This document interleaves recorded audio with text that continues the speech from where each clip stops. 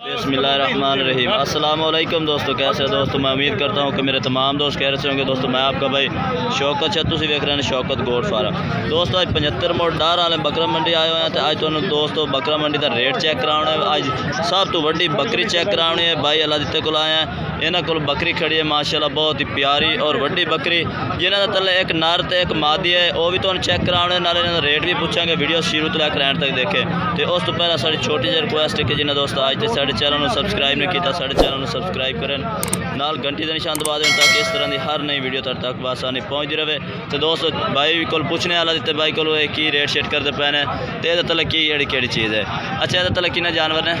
दो बच्चे ने, एक माँ दी एक नर चेक करा दे भाई दोस्तों। पहला ये माशाल्लाह नर चेक करो, ब्रीडर क्वालिटी का नर है, तुम चेक कर सकते हैं। तो किन्नी देर सूई हुई है, किन्नी देर की?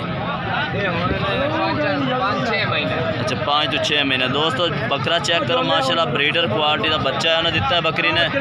बकरी भी माशाल्लाह खूबसूरत वड्डी बकरी है, तुम ये चेक कर सकते हैं। ये चेक करो तो अपना पाठ चेक कराए केड़ी।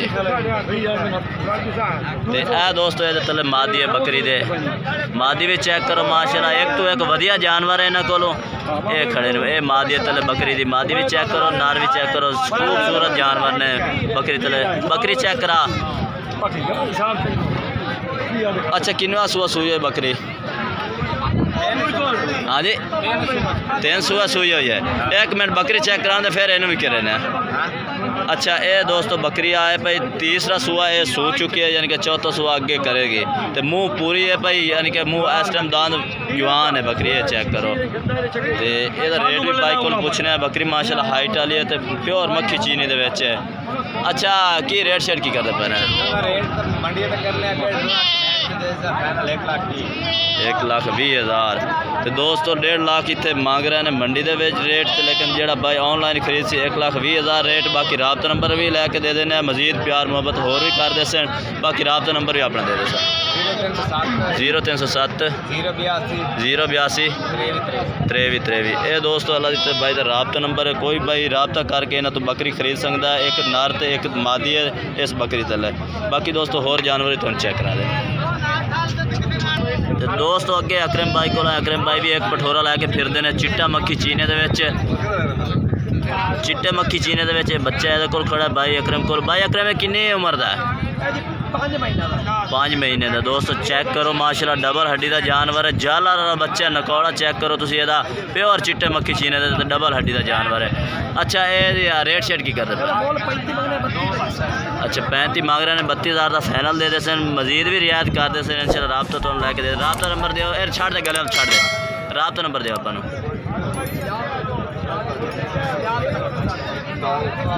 तो दोस्तों अगे फिर रमज़ान भाई को भी माशाल्लाह लाट खड़ी है। किन्ने जानवर ने? 11 जानवरों की लाट है। तो इस साल देने अगले साल देने 2022 कुर्बानी देने। उम्र इन्हों की कितनी है? 7 to 8 महीने दे रहे दोस्तों। 7 to 8 महीने के इन्हों को जानवर खड़े हैं। 10 बकरों की लाट है। बाकी जानवर तुम चेक कर सकते हैं। 11 दोस्तों 11 बकरों की लाट है। जानवर चेक करो, मक्खी चीने के चिट्टे मक्खी चीने के इन्होंने को जानवर खड़े ने। तो जानवर चेक करा दे, कई जानवर चेक करा के फिर इन्हों का रेट भी पूछने भाई को की रेट शेट कर देता है। ये भी खीरा है बड़ा भटोरा, ये चेक करो, ये भी खीरा माशाल्लाह हाइट का चेक करो, 8 महीने का ये भी बच्चा है। अच्छा इन्हों रेट शेट की करते पे? 36,000 एक जानवर का।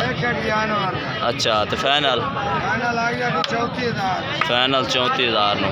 तो आ जड़ा बड़ा विख्या ये लवे तो कट्ठा बिचे। अच्छा ठीक हो गया।